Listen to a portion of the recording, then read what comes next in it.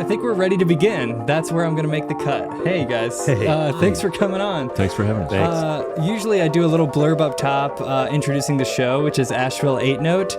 Asheville 8 parentheses PM into parentheses note. It's a show where I have different musicians on, like you guys, different Asheville musicians, to chat for an hour and jam for an hour, which we're about to do.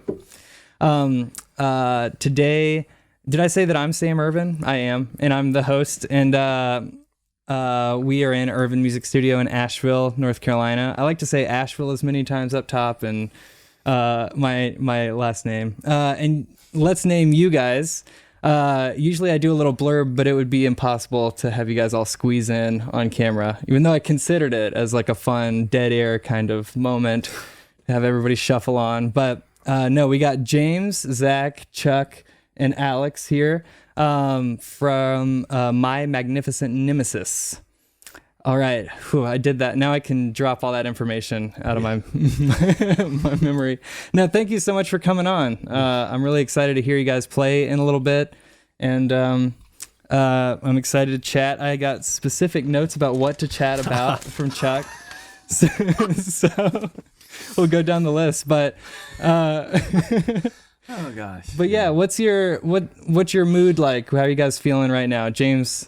How's the mood striking you? Oh, it's great. You know, it's in the afternoon, so it's like not early in the morning, so I feel good about that. Aren't we supposed to pretend like it's 8 p.m. on a Wednesday? I guess we can reveal. Yeah, I mean, it's a grand reveal right up top. Yeah, it's afternoon in Pacific time. Yeah. So, but yeah, It's 8 p.m. somewhere. That's right. Yeah. yeah. So yeah, I feel good. These guys looking good. Yeah, That's good. You guys are all looking real sharp. Yeah, don't step on us. Yeah. You guys were talking earlier about like recording an album. You guys just had some roughs that you're checking out. Yep. Yeah, what is like the state of the band? Any shows coming up? What's the ETA on this album? Yeah, how long have you guys been together? Give me some details. I think we've been together for a year now.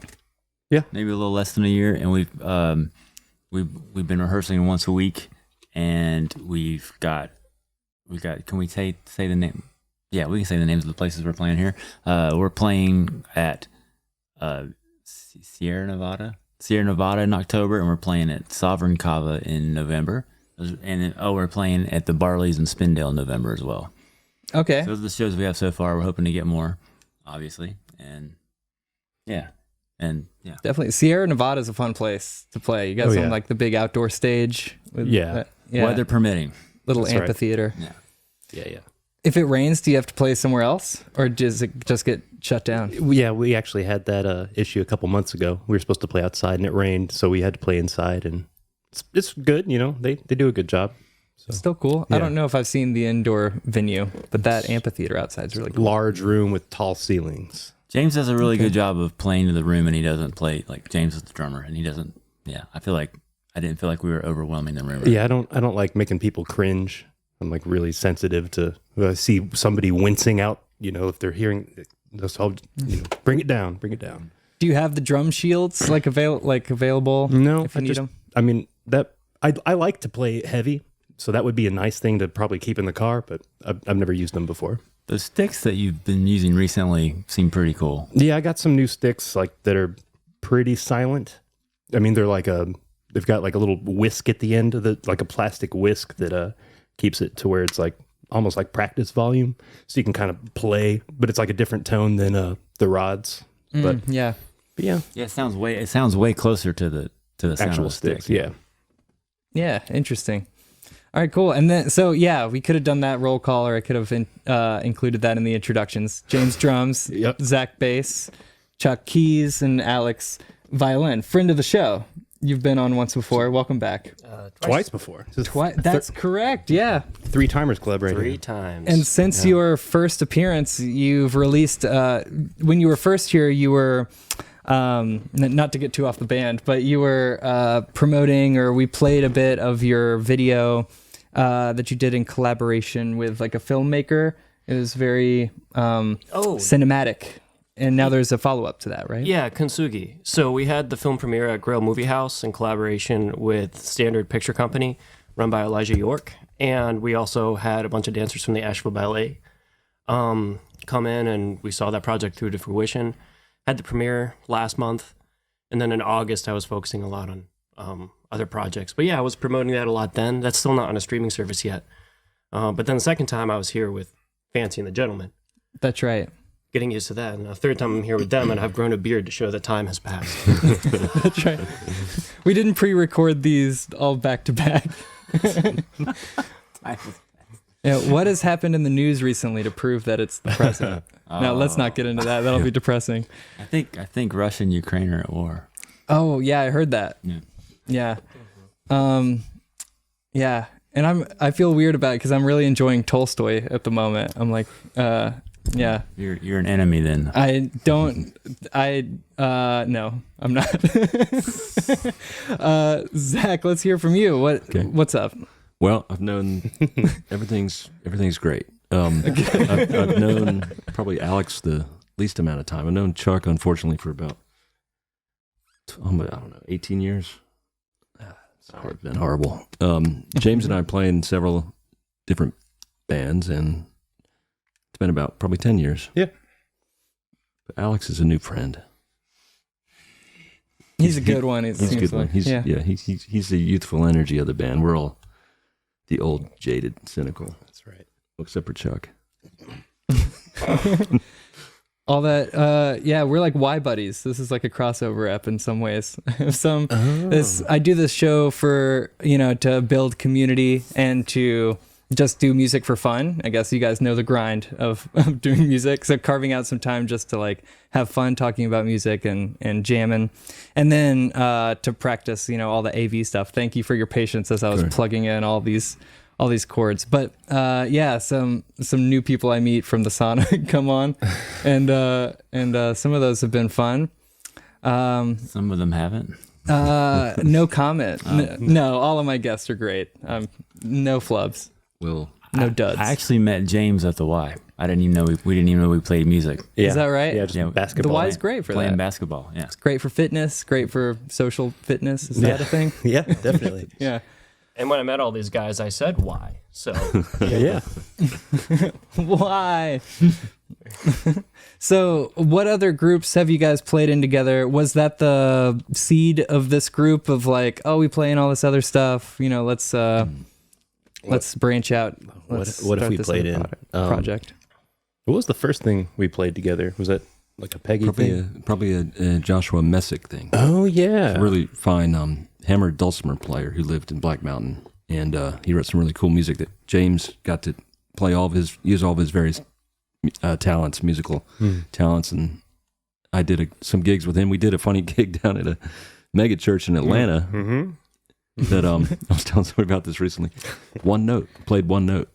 What? Went to Atlanta to play one note. Whoa, that's wild. It was a drone, a D drone. Is that all you did? That's all I did. And when Joshua said, "Hey, do you want to go to Atlanta to play at a mega church?" I said, "Tell me more." And he said, "Well, all you have to do is one note." And that was a fun gig. But in terms of Chuck and James, probably on it. Peggy Ratus is a good friend and employer. Chuck had a band called Stephanie's Id for a long time, and then that had an offshoot band called Crybaby, and another offshoot band. That's pretty right. Yeah. Called the Arch Rivals. This is probably 10 years ago. Crybaby's a great band name.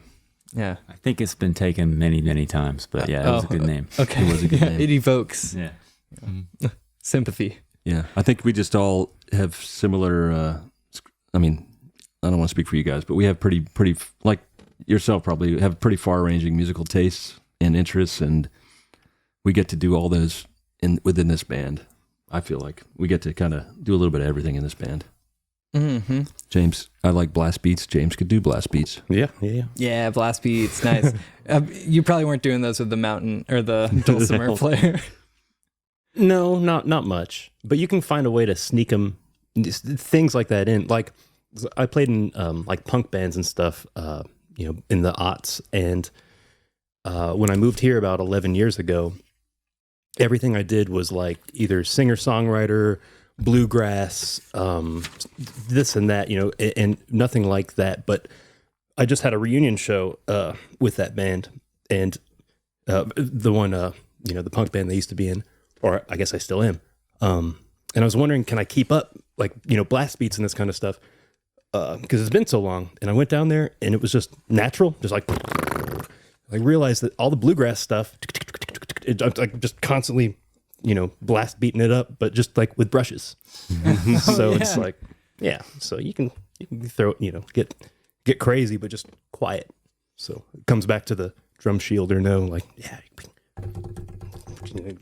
so. It is funny how the distinctions between genres can it's so subtle and nuanced and like ambiguous, right? It's just like a feel thing. When I'm teaching students, like I know you guys teach. Do you guys teach? Mm-hmm.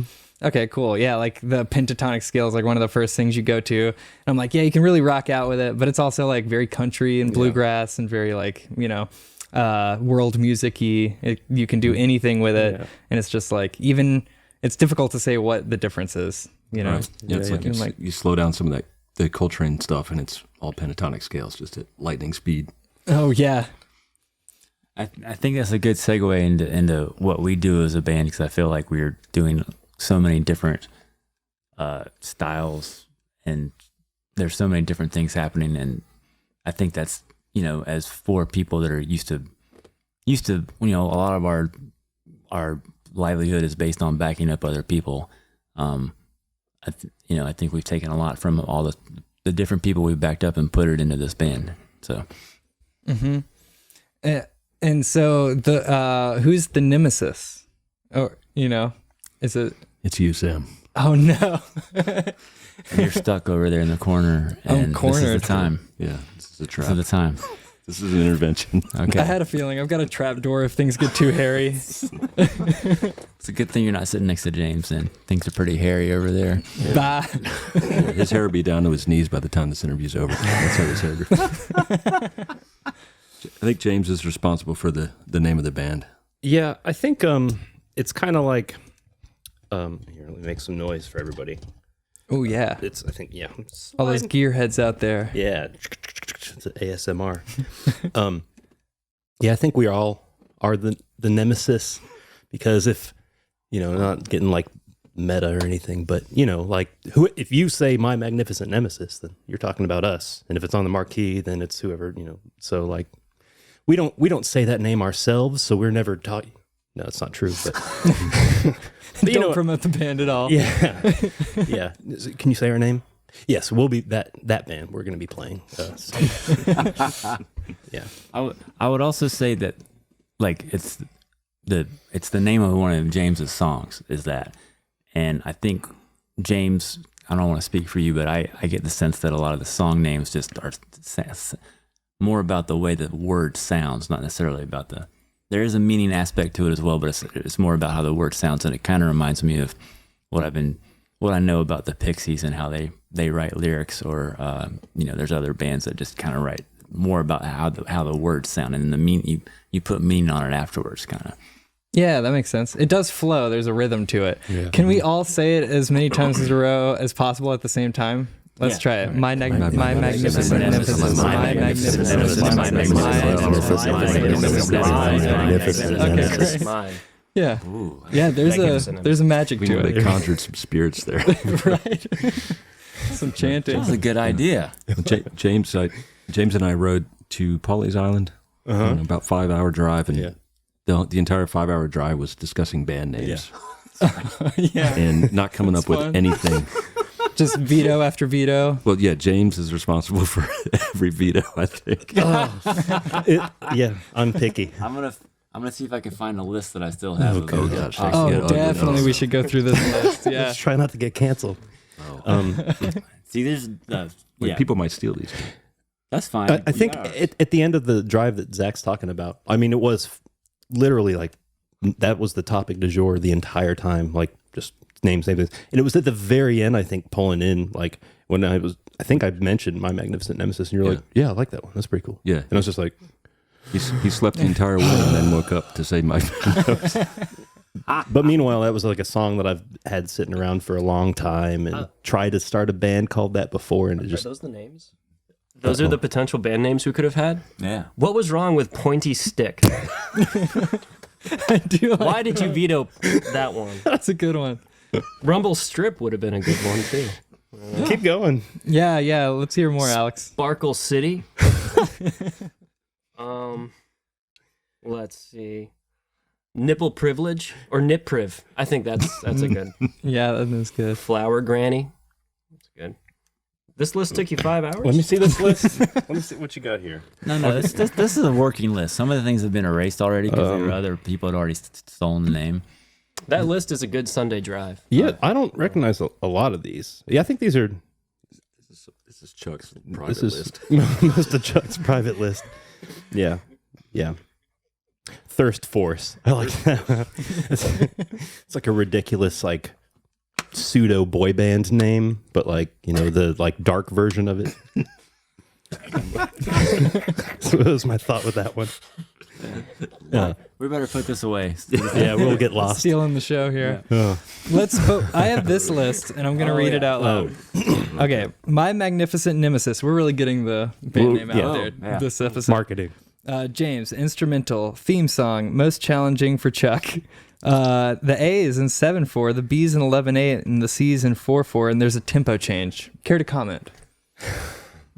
I can comment. Comment. I have spent countless hours working on 4 measures of that C section. Actually, there's 4 measures in the 4/4. The one that's in 4/4? Yeah. Yeah. It's been very challenging for me. Oh, you're talking about the run? Yeah. So, and yeah, I've spent, and even other places, and also James and I were really struggling with going from the B to the C section. And then James finally figured out, it's because I hear it slowing down right there, but I didn't really know. You remember that? And it was like this aha moment where we were like, okay. You think it's a retardando or an allegrando? It's like I think there was like a time signature shift that I thought was happening, but it didn't. I don't know. I think it's It's sudden. it's right? abrupt. It's It just happens immediately. Did we figure that out before the whole band was planned or after? I can't remember. I don't remember. Yeah. But I like with odd time songs. I like a lot of times to square off the ends of a section, like put it in 4 or do something to where it kind of flows naturally into I don't know. It's just this natural thing that happens. And I don't like odd time signature stuff to just sound odd just because. I like it to be kind of catchy, or you kind of almost don't know it's in an odd time signature kind of thing. So, but sometimes the transitions can be kind of weird, like that one. But yeah, I've been to a few concerts lately, and I noticed there's like a lot of odd time stuff going on out in the world these days. I mean, at least stuff like, I don't know, like I went and saw like Smile last month or whatever, Tom York's thing. Yeah, they're great. It was good. It was a good concert. I wasn't really familiar with the material, but every single song was in 5, 7, or 11, like every single one. And I'm like watching this whole crowd all into it, like, oh, this is good news. And then just like people can get into this odd time stuff. A few other concerts too. So Yeah, definitely. I saw Papadozio not too long back, and they did this whole festival thing at the Salvage Station, and a few of those jam bandy, noodly bands were doing a lot of odd time stuff. yeah, Which is cool. It's like a step beyond, like, you know, sometimes I underestimate those bands as just noodling, you know, whipping out the pentatonics. But then, yeah, some of that stuff gets really intense. Well, we're living in odd times. yeah. Fitting. That's good, thanks. Is the album gonna be called My Magnificent Pull Nemesis Up Bad as well? Company or whatever. Yeah. Right. Pointy Black Sabbath. stick. Yeah, I don't know. I'm not sure. I mean, that seems like the obvious option, but I don't know. Not yet. Maybe I haven't even really thought about like artwork and that kind of stuff, and I think it should all kind of go together. So I don't know yeah. Maybe like My Nemesis Magnificent, you know? Yeah, comma magnificent. Sort of switch it up. Yeah. Yeah. Good idea. Good work. Yeah, I like that. I like that idea a lot. To get Thanks, guys. Get a little closer. You guys can feel free to pick up this mic and like pass it back and forth too. It's sort of cool do that. looking, I think, like a trophy. That's much better. Okay, good. Okay, go for it. And by the way, you asked about estimated like time, like what's the timeline on it? And I don't really know, but I would guess probably early spring is a good, like late December, early spring to get this thing done, because we still have a little bit of overdubs to do, and of course mixing and mastering and all that kind of stuff. So we're probably still a few months away, but not terribly long. It's going to feel really good to get this out because we have a lot of other new music like kind of in the works. I'm ready for the second and third album, you know. Tell me about it. Yeah. Yeah. I'm working on something forever. I'm still working on the first album myself. Yep. Are you guys writing parts for each other? You mentioned this really difficult C section. Are you guys often like writing stuff and sheet music and handing it to each other, or just ideas showing each other in the room? How does that collaboration happen? Yeah, there's a lot of sheet music involved. James and Chuck are the primary writers. Mm-hmm. The only writers, actually. And some of the stuff is through composed with specific parts, and there's a lot of open-ended improvisational sections too. I think everybody's up to flexibility. One thing I like about James's writing is he knows not only the notes but the kind of articulation he wants on everything. Yeah. And James knows like every single note in every single song. It's kind of scary, actually. it's freaky. Yeah, there's only 12 of them, you know, so easy to keep up with. But yeah, there's some flexibility. I think twist somebody's arm to change a line. But in general, we try to do them as they've been written. Do the improv parts solidify after time? You know, do you find that happening sometimes, or no? They're pretty free. No, I keep them feeling pretty opposite of solid. Fluid Very fluid. or gaseous. I guess there's very runny. Could be. or nuclear. Okay. Plasmic. It's different every day. Like my priority a lot with the solo sections is to express a aspect of like my honesty in that moment there and then. And I find if I solidify an idea too much, it's just impossible to happen. Yeah, sure. Such lofty goals for improvisation. Wow. These are odd times. I have a problem with, I mean, forget the improv parts, the verses and the choruses and the meat of the song. Like every single time that I play it, it's different. It's entirely improv. And it, you know, it can be a detriment. I mean, it kind of drives me crazy a little bit where it's just like a different pattern slightly, just like every single, you know, oh, this groove feels this way, or, you know, it's not like the same every time. So, so of course the solo sections and improv stuff is definitely improv, but, so it's kind of interesting because I wrote out like pretty meticulously, a lot of the parts That they're just improvising now. They just threw away the parts. No, I mean, everyone, I mean, they go off the page here and there, but like it's they stay, you know, as far as the written parts go, pretty consistent. But then I'm just screwing up, you know, just whatever, this and that, and so I'm kind of taking my liberties. And there've been a couple times where, you know, in like a notation software, just to hear it, I'll write out a drum part. And anytime that I've actually done that, so when you press play and you hear the MIDI version of it, like, okay, this is a song and there's the drum part, then it kind of locks me in, like, okay, that's my drum part now. But it's only happened for a couple songs. So I have a couple songs where it's like, that's generally what I'm going for. But the rest of them are like, I might play this like a polka this time, or, you know. It's only happened for a couple songs. Like you've only plugged it into the software for a couple songs. Yeah, like or where I it's only, felt like clicked for you. Where I felt like I needed to write out the drums to actually hear like the whole thing in the, like, so only a couple songs where I actually wrote out the drums, and the rest of them was just like, you know, violin and bass and piano. Yeah, that's been a big part of my process writing the thing I'm working on, the album, and I'm using MuseScore and everything's written out in that software. And so now I've got like those MIDI, I've listened to it so many times that I've got those tones stuck in my head even.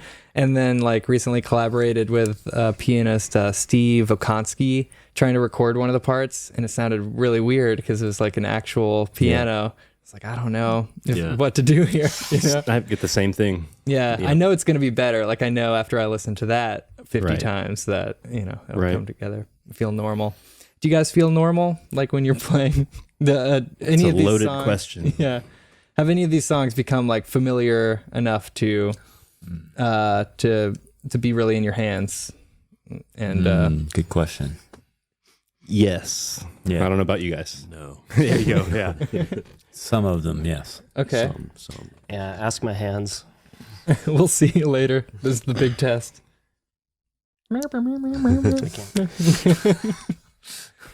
I don't know if that came through on camera. What the hand was saying probably didn't. Hand motion, yeah.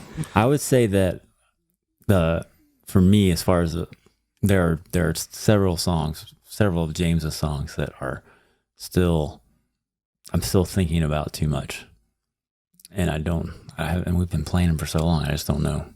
I don't know how to get out of that, but I've been thinking. I'm still thinking too much on some of them. Are you usually reading, like when you're practicing, or I know. I never read anymore. Okay. I've got them all memorized, all the ones for the album, but it's still like I'm like, here comes that, you know.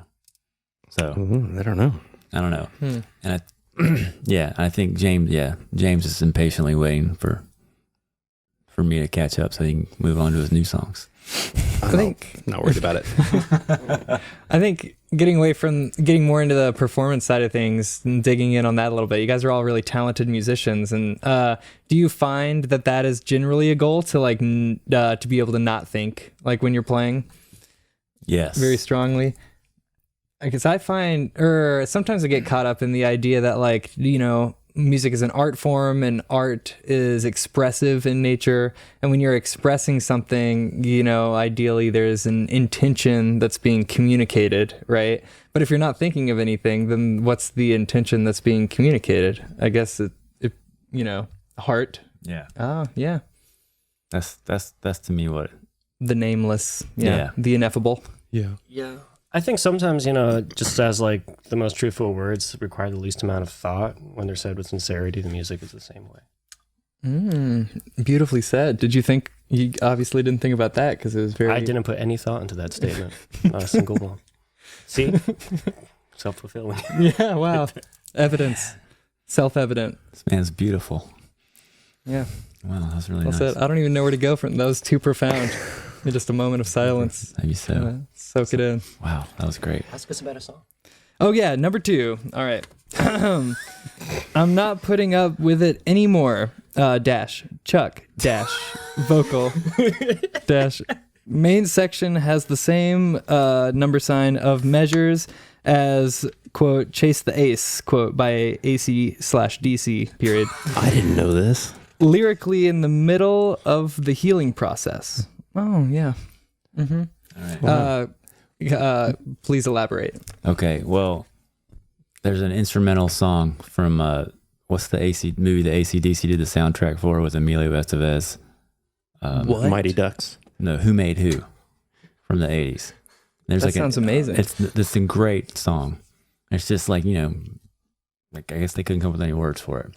How does it go? It goes down, down, down, down, down, down, down, down, down, down, down, down, down, and that's where it does that 2/4, right? Because we had that little extra 2. Okay. Anyway, yeah. So I was trying to, I was just playing around with that, and I couldn't really. And then I started playing my own thing, and then since I'm more talented than AC/DC, I was able to put lyrics to mine. That's not true. So. But that's I don't know if I ever told you that's where the germ of that idea came from. I'm learning. Yeah, and then it's just like I think the lyrics kind of are like a PG version of "Killing in the Name of" by Rage Against the Machine. Is that song about the healing process? Well, it's just like a standing up for yourself and just like F you, I won't do what you tell me. And it's like, I'm not putting up with it anymore. Boundaries. Yeah, having some boundaries. Yeah. Yeah, and I'm hoping growth. that as I grow, like the song will become less angry and more joyous. And it already is when I sing it. That's good. Yeah, it's already feeling more joyful. I find... Did you guys hear that? Let's take out my phone. A Google. Oh, okay. Oh, somebody forgot to turn off their said phone. Google or something. And it was that crazy. Turn the ringer off.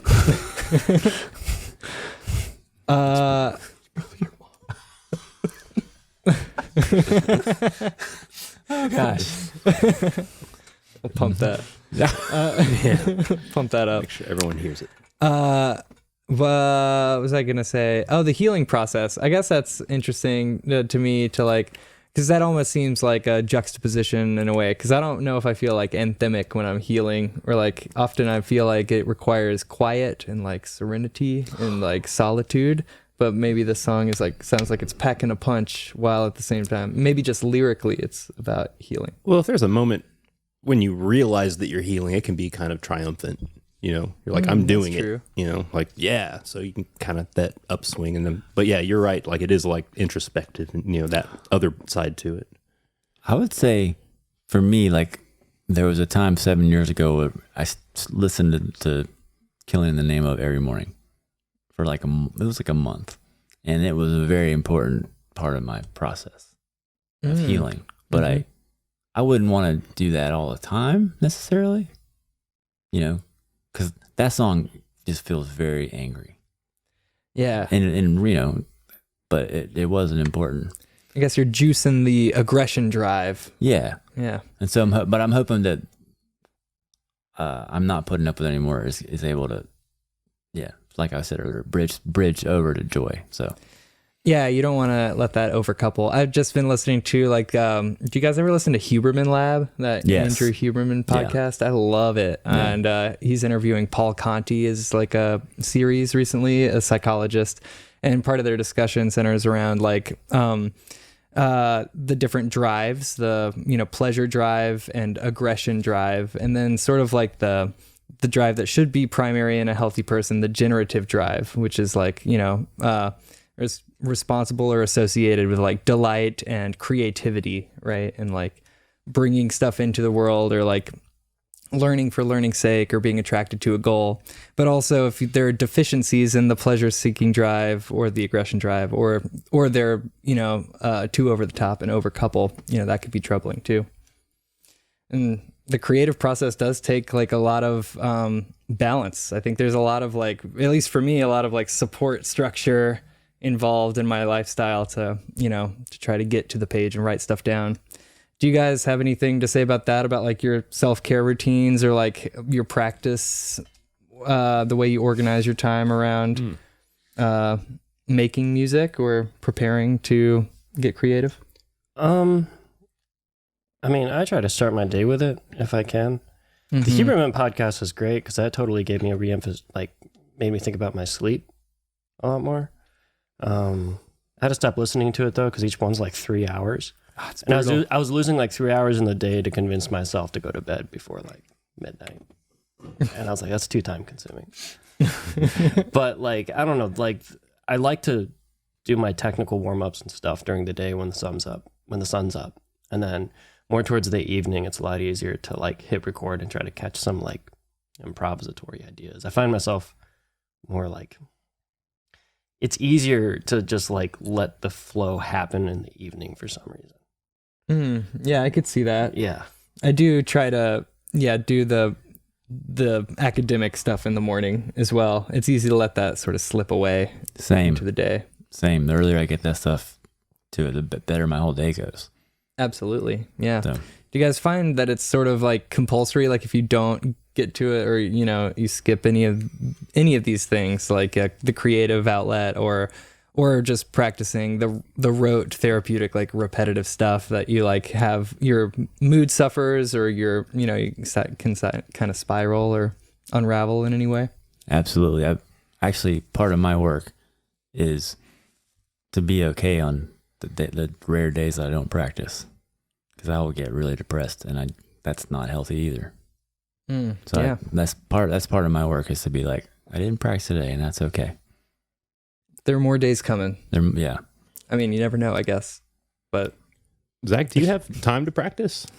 Or you just play? I just play.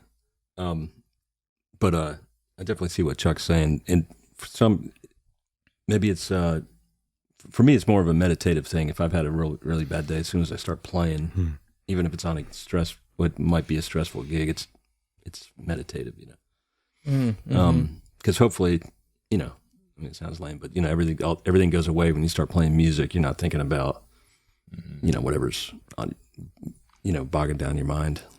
I was listening to Zach. I didn't get to hear Zach himself, but he was getting ready to go on a radio show on Wednesday, and they actually played a track you wrote, I think, from the April sessions. Is that one of your tunes? Yep, one of the ones.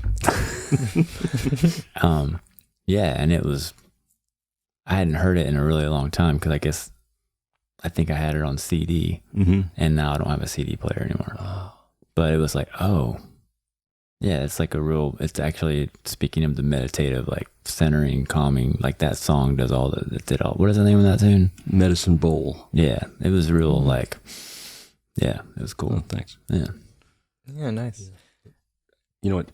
Speaking of what Alex said, when we first started rehearsing, it was at 8:30 in the morning. Oh yeah. Yikes. That time Commitment. slot was the magnificent Nemesis. Yes. yes.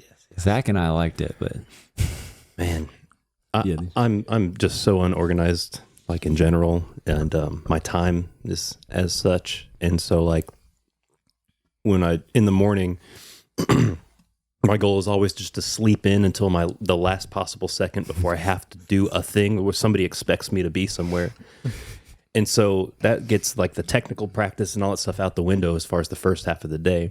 And if I do, like, I don't have something until 3. So, okay, so now I'm going to wake up and I have a few hours. If I have something to do, like any kind of commitment, I'm like antsy and I can't dive into anything. So I'm just kind of like milling around, like kind of killing time. Like I've got 3 hours, but I can't wrap my head around. I can't get creative because if I get creative and I'm down that rabbit hole and I have to stop it, I'm going to just be resentful for the rest of the day.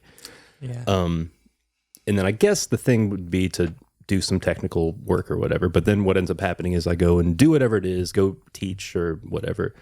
And then nighttime, like Alex was saying, is a great time where you can get creative. But a lot of times I'll realize like, well, I need to work on this thing or that other thing, some technical stuff.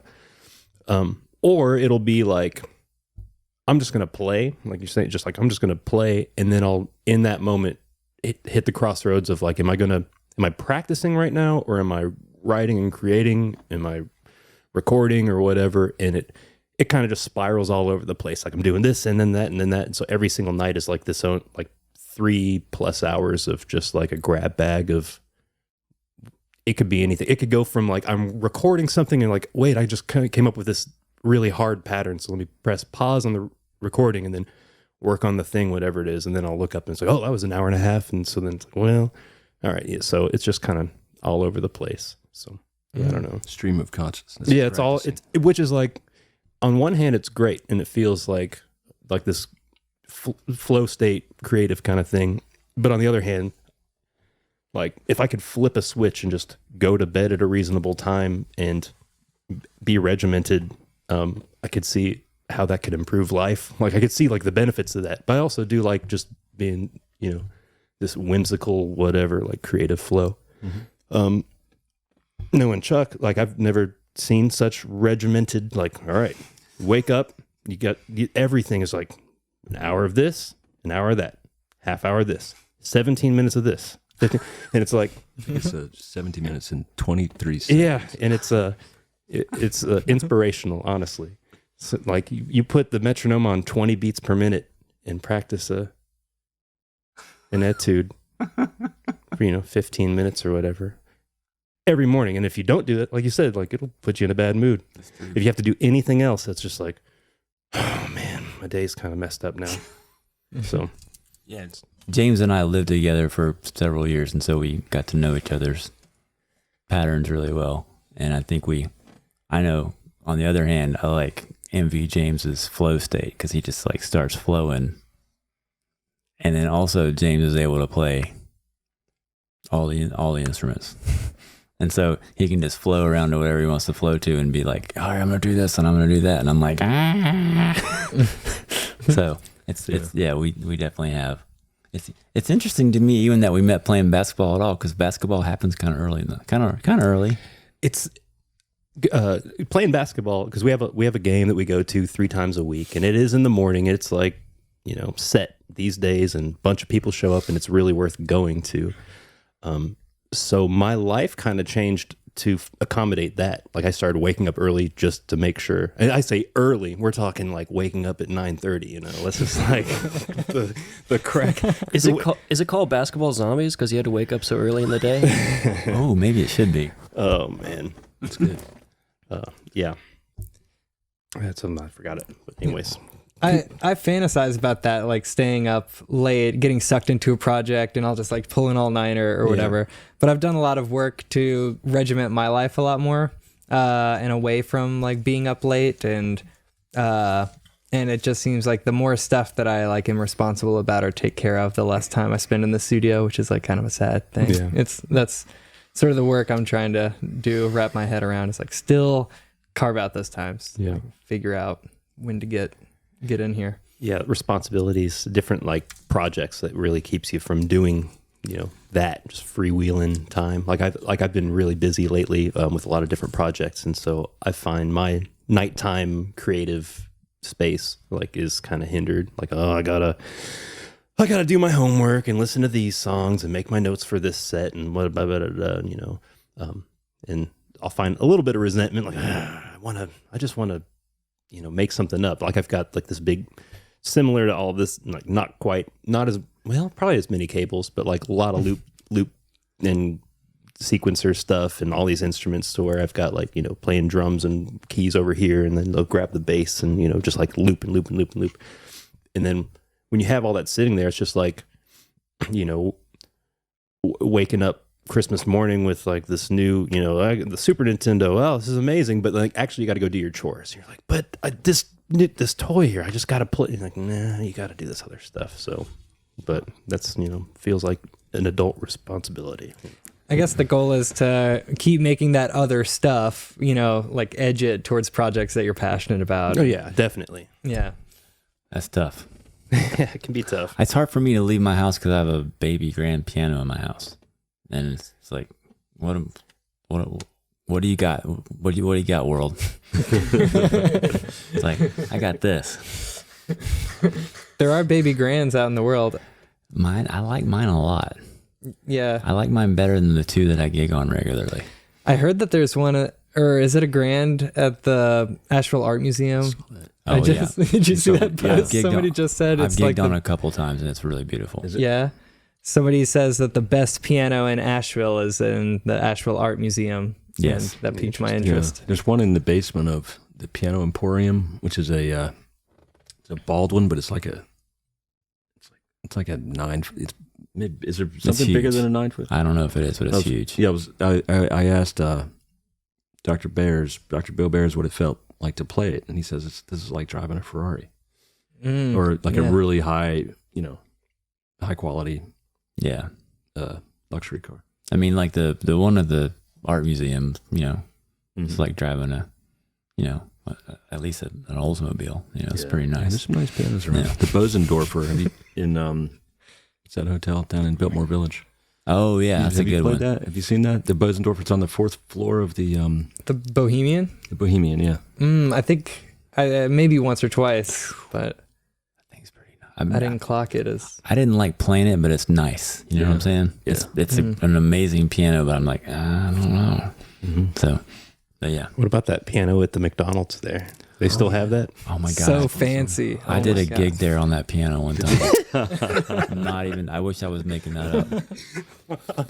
And it was like, why? Like, yeah, it was out of tune, and it's like, oh, it was so sad. All right, wait. We have a few more of these. Should I know. keep- We probably don't have time. I don't know. Did anybody look at the time when we started? Because I it did was not. 5 till, I thought, or 10 till. That was 10 till. Okay, well then we still have 10 or 15 minutes. Should I go look and see what the time code is on the thing?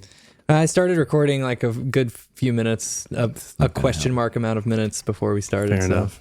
Yeah. Now I'm just trying to think of McDonald's jingles. Like, what could you have played? Do do do do do. Oh man, There's that, but what else is Thanks, Justin Timberlake. there?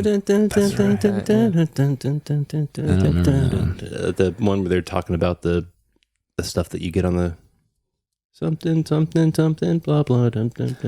I remember really enjoying. I'm pretty sure it was a musical cartoon, The Treasure Island, but it was all the McDonald's like mascots when I was a kid. Kids and the Hamburgler and Grimace. and all Grimace. that. What about the Mac tonight? Mac the knife. The moon. Yeah. Come let's think. Yeah. That was like a Mac the knife thing, right? Are they singing Mac tonight? I don't remember. Anyway. It might have. Yeah. I've seen him come back a little bit because there's this whole vaporwave thing. If you've heard of this, it's like kind of just like retro stuff, just kind of surrealism, and so there. I've seen like a lot ads lately. Maybe just targeting me because they know that I'm into like weird retro stuff, 80s and 90s. But I'm seeing that Moon guy, McDonald's. You deserve a break today. All right. That was one of their things, right? I don't remember. Or is that Kit Kat? Oh, that was Kit Kat. No, Give me a break. Oh, come on. Oh, all right. That's a good jingle. We probably need to go back to the sheet. We're starting to crash over here. 4-4. Oh no, that's 4-4. That's the time signature of the songs. Manners. Batman. I wrote that because it does look like butt. So I'm glad you said that. I wrote that because I just didn't even think about the fact that Bat Manners was actually in 4/4. I just assumed it had, and I was like, oh, that's just straight up in 4/4. You know, what we're doing here, like we're talking about all these songs that, unless you've seen us, you've never heard before, and so just describing songs that you've never heard before. Like a lot of the podcasts I listen to are movie podcasts, but I don't watch a lot of movies, so I'm like listening. I'd rather hear somebody, like a group of people that I like, talk about a movie I've never seen for 3 hours than spend 2 hours to watch the movie. Right. So we're killing our career right now, is what you're saying. I'm saying me out there, the other me is loving this. Just like, yeah, tell me about the songs that I've never heard before. Definitely. Yeah. I do that as well. Yeah, let's continue. Bat Manners. Bat Manners. James instrumental, Alex inserted some Bach. Bach Manners. I inserted some Bach in Bat Manners. Did you, Alex? Did you choose Bach because you knew we wouldn't have to pay any extra money, and that's why you choose that instead of like Justin Timberlake? I don't always know why I make my decisions, but that definitely is a plus with Bach, is that it's public domain. But I also have like an unhealthy amount of Bach in my head. Do you have the chaconne, the big, that super long thing? Yeah, the 15-minute piece. Yeah, I usually play the rest of that partita and omit the chaconne and go to like meditation from Thias. That's what I did last night. But because the chaconne is so heavy, but it's kind of like its own thing. But yeah, no, that Bach motif that we're all familiar with. Yeah, we transposed that through some fun key signatures in the middle of this piece, and that's a nice classical breakdown. That was one of the first tunes I started learning with these guys, actually. And then the whole Bach insertion came out rather recently, I think within the past month or right before the album.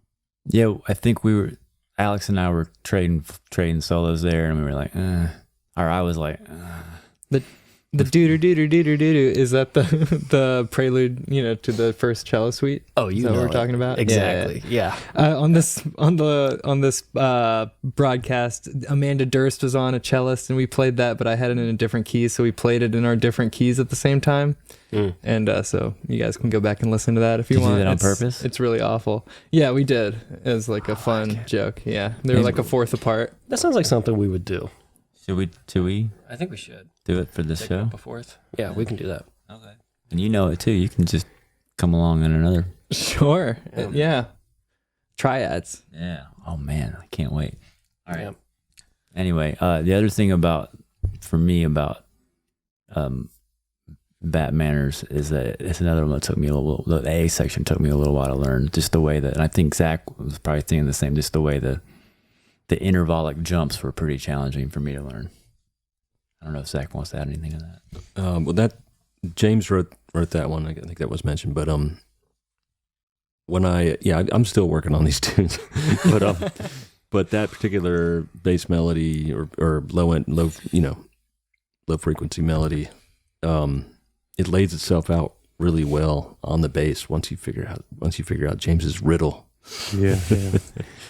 I don't know if you composed that on a 5-string bass, or you said you did it on a I did it on right? piano. Yeah. Yeah. This is one. I was just experimenting with writing out a melody with just rhythm. Like I just wrote out like just dotted half notes and just like did it. Like I just kind of hummed it out and wrote it all, and then a couple pages worth, and then I just sat on a piano and just picked out like this note goes okay, and then just single note by note by note by note, and then it just happened, I guess, to work okay on a bass. But Yeah, it was a pretty good way. I have a couple songs that I did that, and it's like something, one of those, like if I had 3 hours tonight to dedicate to fun stuff, like that would be one of the 100 things that I would like to just pull out of a hat. Like, oh, that's what I'm going to do tonight. That's a good idea, you know.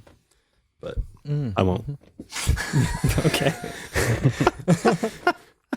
All right. Do you guys want to do a lightning round? Yeah. Lightning round. Okay. Here we go. I'm not sure if we should go down the line. Yeah, we should. Randomly talk about each tune. Start with Yeah. Oh, I don't have a clock. If I had a timer, then I would do that. I got one. 1 minute per or something. 1 minute per. Okay. Let's do that. Okay, this is fun. We're amping up the tension. Yeah. The stakes are high. Hopefully, at least one profound conclusion will be reached. And Okay, I've got voices. Chuck instrumental, musically inspired by MIA. I don't know what that is. Another lyrical pep talk Wah pedal. on violin. Neat. It's fun. That's cool. End of comments. Right, we're trying to do this in a minute, right? Oh, a minute each song. Yeah, I was thinking a minute each song. MI does paper plane. Give me a little bit. Yeah. All I want to do is and take your money. Definitely, Yeah. I know what are that. we talking about? I've got voices. Yeah, I started with that. I started trying to play one of her tunes, and then it turned into this. Okay. Yeah. Gotcha. Yeah. And more positivity in the lyrics. That's good. So this band is like a motivational sort of like get the energy up. I mean, inspire people. It's like a fake it till you make it song. Yeah, that's valuable. Yeah. That's wisdom. Yeah. All right, we're done with that song. Okay. All right. Okay. Well, that was easy. Maybe a minute's too long. No, that was a minute. It was right on. Oh, okay. Good. All right. Early Days. This one's in 6/8. James, instrumental. Are these names who wrote them? I guess. Yes. Okay. Yeah. James, instrumental. And lick, challenging for some of us. Yes. Quite. Um, Can you sing a bit of it? Like the ending lick. Yeah. You got it. No, I can do it, but you got it. That's pretty much it. Okay. Nice. So it's getting in there. It didn't lay It's getting well in on. that noggin. That one didn't lay well on the bass for me. Yeah, watching you. Yeah, it doesn't look easy at all. And then we kind of talked about an articulation change right at the end that made it sound a lot, because we played in unison, and James didn't oppose that. I don't think, not yet. At least not out loud. Yeah, no, I don't. I'm all for everyone's input. You got 6 seconds. I wrote the song on a guitar like 22 years ago at a Ritz camera in a mall that I was working at, and I didn't know anything about cameras. It was really a terrible job. So yes, Ritz camera. Okay. Before your Orange Julius stint. All right, Taking a Walk, James, instrumental. The A section's in 4/4. The B section, mixed metered insanity. The C section's 5/8 glory. Thoughts? It took a long time. to get To play it? okay. Yeah, it's not that long of a song. Alex does this killer thing where we're playing the same lick at the end in the 5/8 glory section, but then he like comes in and out of the lick, and he's also soloing. It's one of my favorite parts of the show. Oh, very cool. Love it. Yeah. Yeah, that this one, like the whatever it says, odd time madness or something. To me, I think like Peter and the Wolf or something. It's just like a sort of dainty orchestral little thing that I don't know if it's yet like got to where I have it in my head, but if we add enough bells and whistles, literally maybe a French horn, I think we can get there. But I think we'll get there today. I mean, I like it. It's a good one. But it's also taking, the name of the song is Taking a Walk, and then parenthetical, in stormy weather. But like it's like Don't know why. yeah. I'm sorry. All right. Yeah. With an umbrella, or just like just going for it? Up raw? to you. Okay. We're so over time on this one, y'all. Oh yeah, you got to count down. Sorry, that's my bad. I'm doing a bad time. I'm Hold like us accountable. guilting you after the fact is not the way to do it. Is there like an alarm? Typically, no. Can that thing meow at 1 minute? Oh, I guess you do this. Yeah. All right. Next, I think this says 4 plus 7. That's pretty nuts. Basketball. It's 11, but it's split. Okay, but it's part of it's in 4 and part of it's in 7. oh, it's not 4 7 4 7 no, 4 7. Oh, not alternating. Okay. The aforementioned basketball zombies. Chuck, a bit of vocal. I think that's what that says. Yes. Wrote the first part in the 90s. Lyrics are snippets of Rakim nods and a scene from Greensboro. Yeah, Eric B. and Rakim. Rakim, Like it's just basketball there's- player. Yeah, no, he's a What, who is rapper. this? Oh, from the okay. 80s. Yeah. There's parts of the lyrics are just like kind of shout outs to him. Oh, okay, cool. Yeah. And then other parts are just like a little scene I remember from playing basketball outside at night. Gotcha. A shout out like Magic Johnson by the Red Hot Chili Peppers, but instead of towards the basketball player, it's towards the rapper. Well, it's like this is gonna go off. See, now that I'm talking, I don't want it to go off. Yeah, positive. No, it's like little snippets from like little snippets of like some of the like I might rhyme the same 2 words. There's just yeah. I guess I haven't told y'all about that either. Yeah. So yeah. Bombshell after bombshell. Dropping reveals on Asheville 8 Note. Just don't know what to think anymore. People tune in. All right, that's way over time. I apologize. All right. Carol of the Bells. B flat, A, B flat, G. Oh, okay. Oh, the Chipmunk song. The Chipmunk song? Yeah, the Chipmunk song. Oh, yeah. Slow down to sludge metal. You This heard that? person's It's pretty name good. looks like a guitar tuning. Yeah,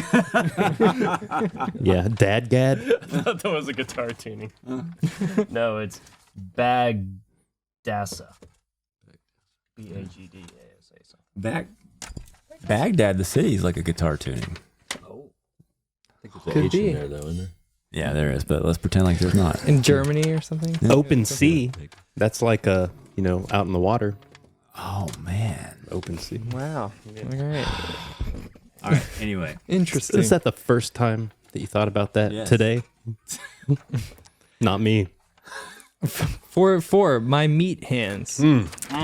James, instrumental. Meat hands. Our collective meat hands. There's bone in there. Sometimes. Yeah. I like I enjoy singing, but I don't do it much, and a lot of that is because I have a hard time writing lyrics. So, here's an example of a song that I'd like to sing on, but I just don't know what to say. And I've actually sat and tried to like come up, what am I trying to say here? And I actually had like a thread, like I was like, oh yeah, this is what I'm talking about. And I just scrapped it because like it got distracted or whatever. Like, oh yeah, I was working on that one of those, nighttime things. Like, but like I lost the notebook and whatever. But so it's basically an instrumental, but things that it ends up being like sloganeering stuff. Like for that song, the lyrics are probably my meat hands, in time, my meat hands, and that's it. So, but Oh, okay. I'm- the lyrics aren't probably my meat hands. Probably my. yeah, they're not probably, they're absolutely that. my meat Yeah. hands. I sing. My meat hands, the best in all the land. But nobody's gotten on board with that for some reason. I'm lukewarm. I wrapped around my fingers. Oh, That's what I think. that's even better. this See, is- doesn't hands and lands. And you don't care about that. Fine. Yeah, I'm all for it. I like the collaboration. Thank you. It's working out. Maybe the second time can be wrapped around your finger. All right. Maybe we should take a 5-hour car. Also, I know that we're like at 2 minutes now, but Zach takes a bass solo that I'd like for him to talk about for a second on this song. Oh yeah. Well, Alex has a solo. too. Can you But both talk about it, your solos at the same time? Yeah, okay. Yeah, that's a good idea. Here we go. major So I seven, really sharp try to let 11, the and, music tell me what to say. You know, I'm a using lot of it's different E mode of Dorian, it. but I do a lot of like, Bunch of BS. you know, really just is what I'm taking a doing. theme and taking it through a few different keys. Keep going. I'm playing. Oh, Yeah, that wasn't enough. I liked You know, what's like this I John like- this thing where you try not to specifically sound like the scale. Like, yeah. I try to think of what the words would sound like. Yeah, yeah. oh If my there were God. more of them, It's really hindering the song, and there's no words for them to solo off of. Is really what they're saying. yeah. I think James is really shooting the song in the foot. And then when I try to help out, Alex shuts me down. He's like, "No, those words are dumb." All right, we're gonna move on before this erupts into too much drama here. 4/4 belt manana. Banana.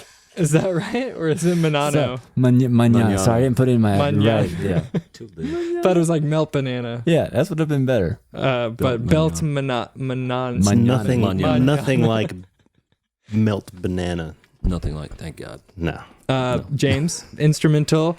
A, insanity. B, upside down country. C, spooky circus.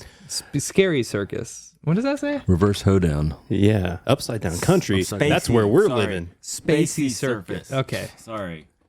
And then D, power ending. Yeah.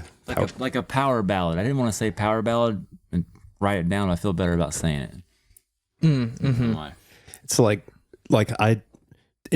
communication, texting. Like I hate texting, and everything just is so stark and just looks.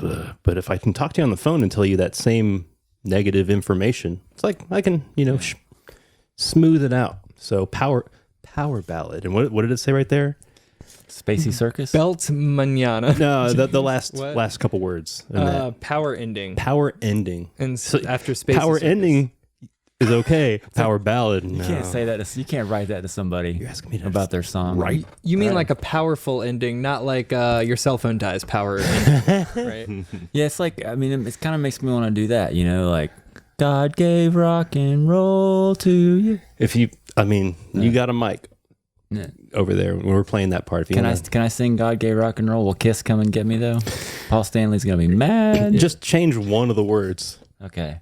Say somebody else. Dog. Santa. Santa gave rock and roll So, I don't to know. Somebody think about it. us. Yeah. Let it speak to you in the moment. God gave Santa and roll to me. Man, you have there's a theme with Sam and how he likes to. Yeah, I like that. I like where you're going with that. Okay, all right, good. This is the last one, you guys. So really milk it here. Which is that? Yeah, we're pretty much on time. So I think we'll see if we have enough material. I think so. 4/4. It's a long way to the top. AC/DC vocal reharmonized. This is easy. This is an AC/DC tune. Okay, cool. Nailed So it. this has been Asheville 8 Note. Thank you so much for tuning in. Thank you guys for coming on. Thanks for having us. Do you guys thank have you. seriously though, any hanging threads, any shows coming up? Although I don't exactly know exactly when I'm going to post this. The 27th, perhaps. Oh yeah, our show's on our show at Sierra Nevada. Are you looking it up, James? Yeah, I just want to. The 21st of October. We're at Sierra. okay. And Saturday it's in the afternoon. Yeah, the 2 to 5 or whatever they have. Yeah, you can see if we survive. I'm always shocked when we get to the end of a 3-hour show that we're not dead.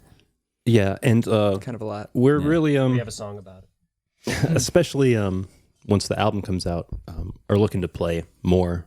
And I'd really like us to play, kind of the more rock clubs, opening / whatever, like, playing with multiple bands, 30-minute set, kind of like, throwing down. Because we can do, this is a great band that we can do a wedding gig and we can throw down for 25 minutes and bloody knuckles. Like it could be anything. But I think the Bloody Knuckles is That's more, where we're going. That's the direction that makes more sense for us. Just because we can do this, like we can and we will, and we thankful for the opportunities. But 45 minutes, 30 minutes to an hour and 15 is where I think we're going to be sitting pretty. So I guess I'm saying if somebody hears this or sees this and wants to, thinks, and we're not necessarily looking for like bands because that could be anything, like to pick your song. Oh, this band sounds like that song. This band sounds like, so anybody. I think we could fit in with anything, like a variety show kind of a thing, like multiple genres. Except for upside down country, we don't fit in well with that. I mean, Right side up country. Yeah, it's fine, but as long as there's like a fence in between like the stage and the crowd, I think we could do okay. Blues Brothers, yeah. But yeah, so we're looking to play more. I mean, we can tell you we're playing these 2 shows, but I want to play a lot more. So obviously We're playing 3 shows. 3 shows. 4, because you count the one in 2023 that we have on the books. Wow. Okay. 4. 24. 24. 4, oh my God. Time's slipping away. Yeah. When are we putting this out? Yeah. 25. It's wiggly. Yeah. Time is wiggly. I've always said that. Mm-hmm. Anything else, y'all? All right. Well, this show live stream. It's not a live stream though, so I'm tripping up. I mean, well, no, we already revealed that it's pre-recorded. Sometimes it is. I've got another one coming up, and they've happened before. I'm Sam Irvin, and this is Asheville 8 Note. Wait, you guys are James and Zach and Chuck and Alex with I'm actually Asheville Irvin. Oh, what? Yeah. That's great. I'm glad you said it again. Yeah. Maybe I don't need to reset at the end of the show, but I did want to mention that there's a Patreon, an Irvin Music Studio Patreon that you guys can sign up for. And all of these shows are taken down from the live version and mixed and put back up, chopped down a little bit on Irvin Music Studio's YouTube page. So check that out too. And now we're going to take a quick break, but I guess that'll be edited out, so you won't have to wait. I don't think I have a sponsor yet, but I might by the 27th if anybody wants to sponsor this show. Yeah. Cool. But we're going to come right back with a jam with you guys performing these songs we just talked about. There we go.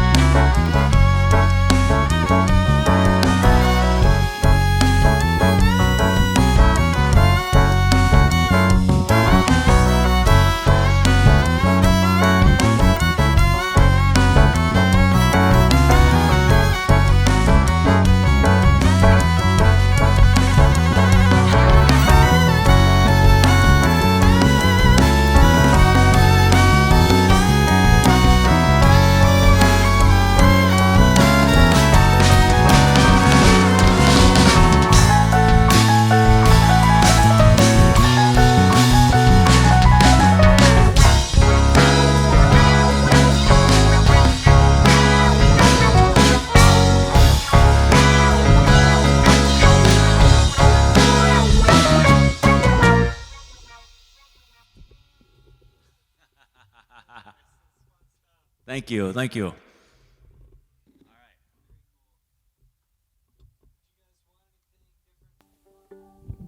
Maybe a little less. Maybe a compression actually on the violin. It's just getting the volumes are real. When you get loud, it sounds loud. But when you get soft, I can.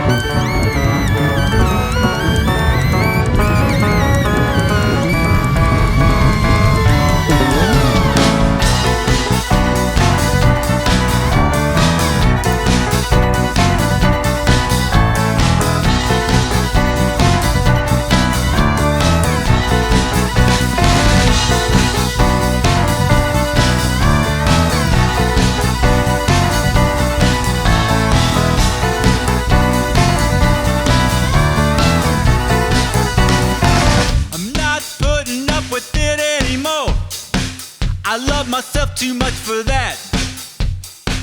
I'm not even trying to even the score. I love myself too much. I might take a skinny dip in a pool. Might take a coolie clothed bath. I might have a spit and swim in my own drool.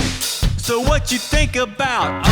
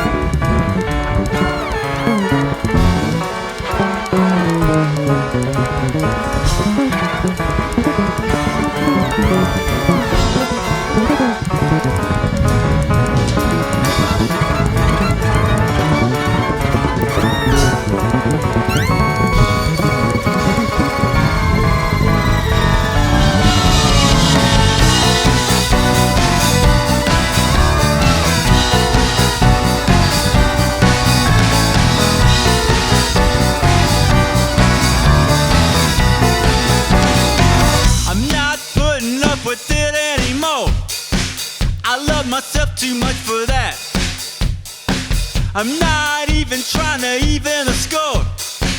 I love myself too much. I might take a skinny dip in a pool.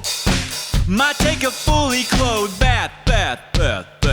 I might have a spit and swim in my own drool. So what you think about? So what you think about? So what you think about? So what you think about?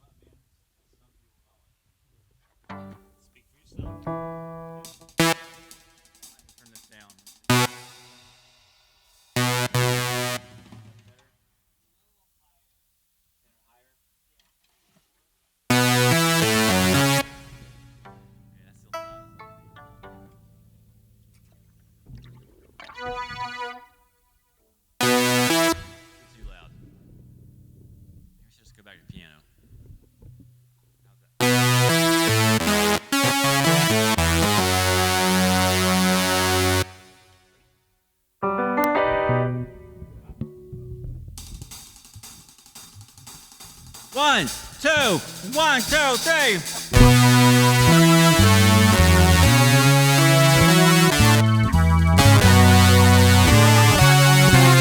I'm sorry, I can't even hear myself at all. Let me.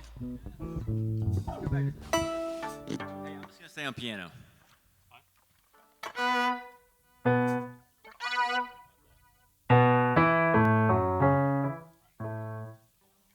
Nah, let's just stay on piano. It's fine. That'll be awesome. No. Yay. Yeah. Ready? No. 1, 2, 1, 2, 3.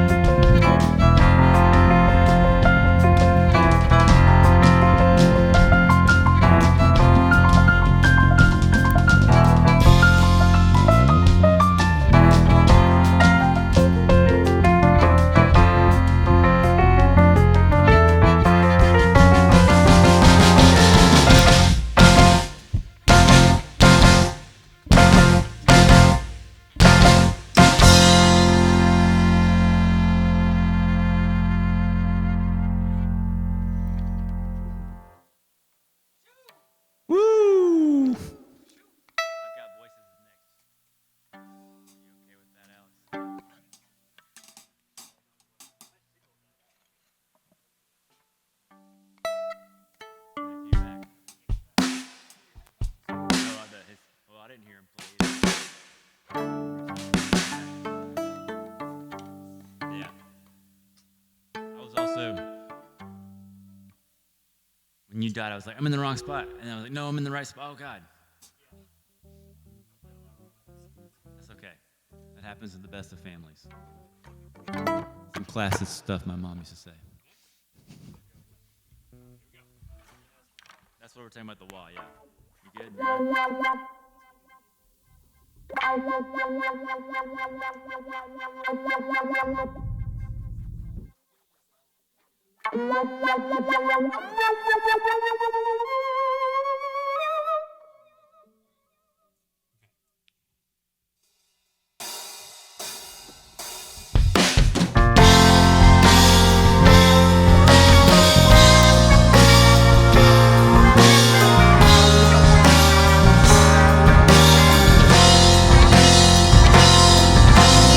I've got voices in my head telling me I'd be better off dead. No matter how much they implore, I won't listen to them anymore.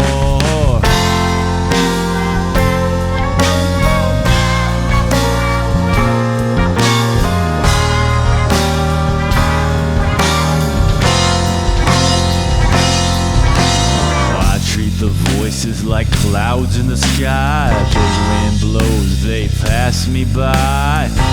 Then I know just what to do. Let that wind blow me to you.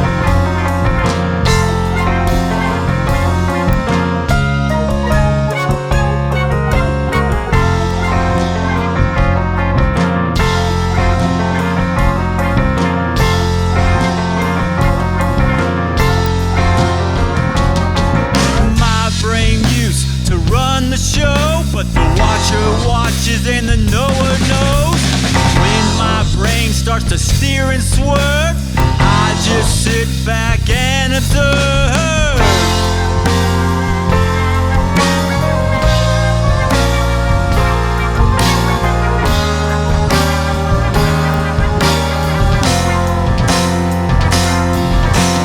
I've got voices in my head telling me I'd be better off dead. No matter how much they implore, listen to them anymore.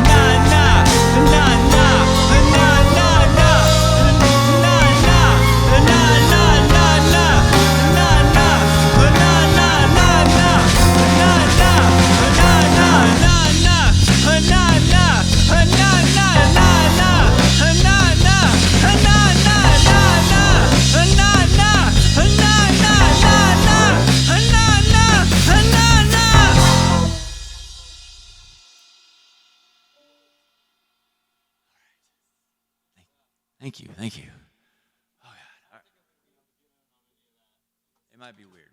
As I was thinking, I was like, you know what? Probably not my smartest call. Yeah. Okay,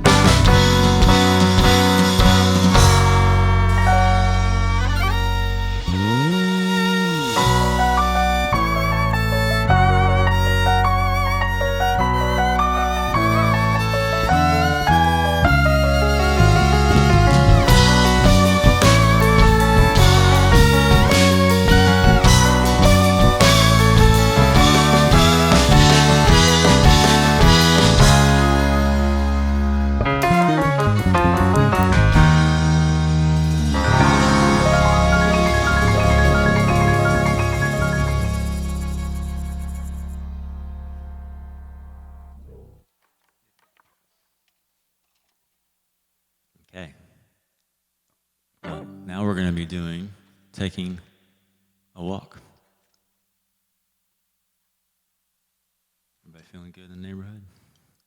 All right. Everything sounding good? Excellent. Thank you. Thank you. Oh, God. Use your chance.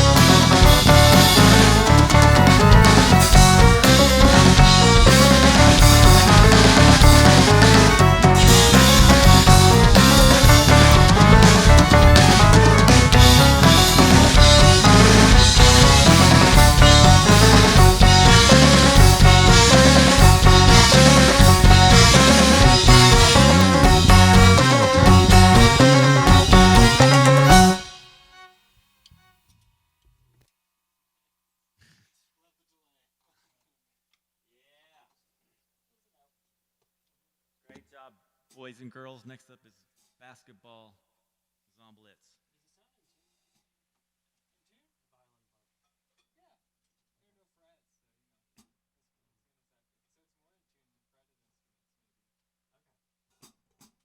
You might be the most in tune, actually.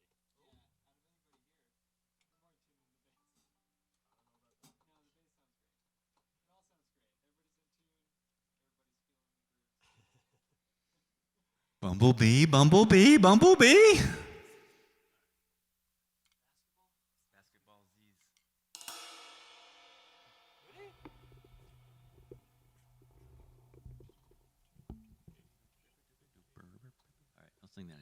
Living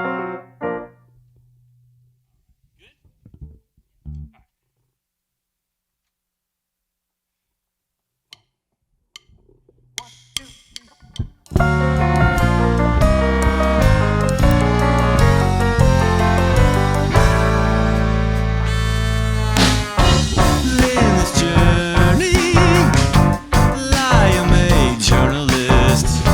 Live sleeps a small death, and zombies are just somnambulists. I'm not eternal, but I am a eternalist. If you see zombies, shout wake up with our headlights on, 'cause we're trying to fall. But the neighbors don't like it, 'cause they give the cops a call.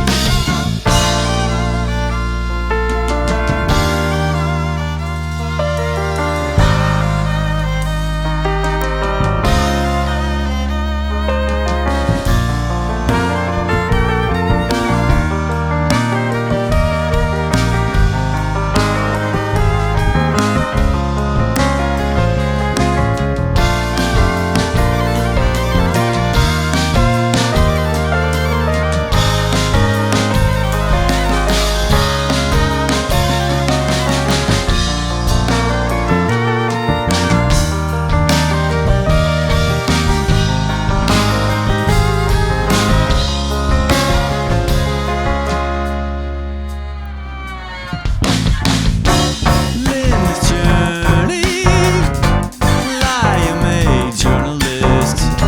Live sleeps a small death, and zombies are just somnambulists. I'm not eternal, but I am a eternalist.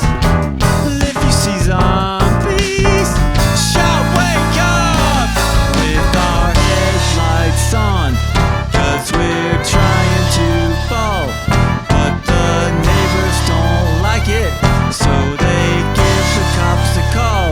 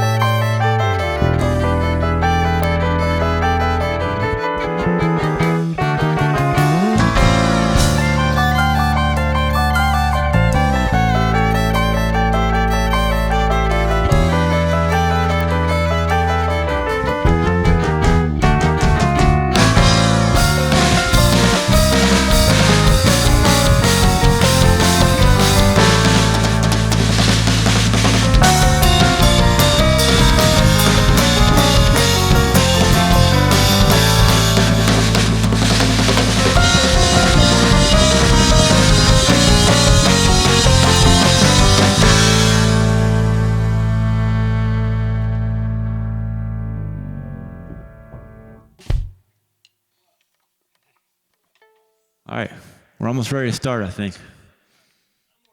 All right, My Meat Hands is next.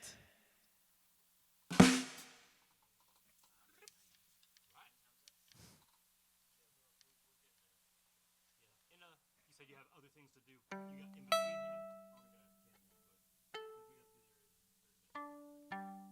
got in between here.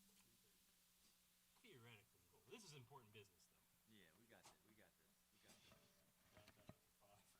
Yeah. My stuff's backlined anyways. I'm not scared. What are they gonna do? Start the show without you? Exactly. All right, here we go. Those meat hands. Oh.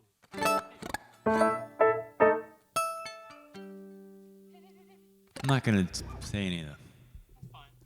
We'll do it in post. I'm gonna go doo doo doo. But I'm not gonna talk any of this the smack.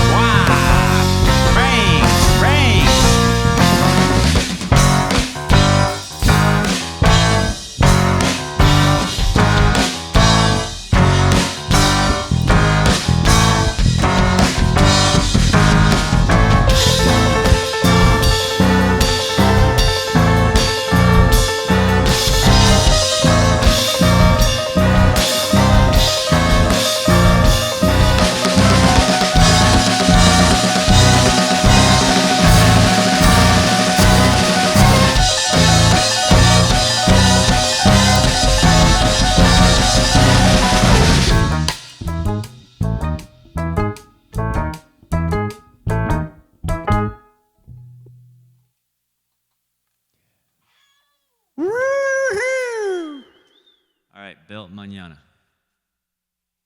Belty Manis. What's that?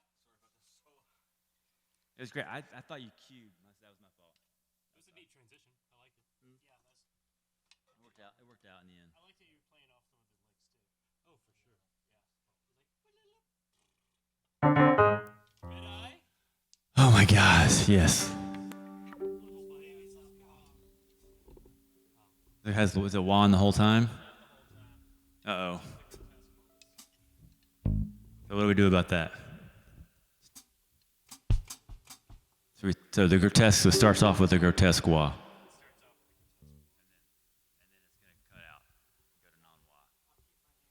Sorry. Yeah.